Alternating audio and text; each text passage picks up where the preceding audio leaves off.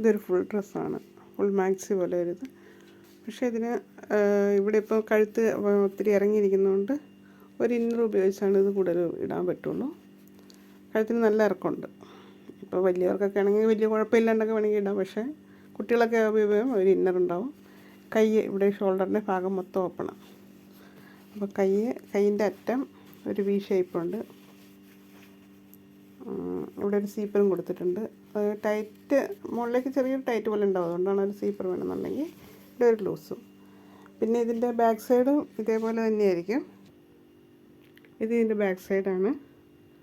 ഫ്രണ്ടും ബാക്കും ഒരേപോലെ തന്നെ ഇരിക്കുന്നത്.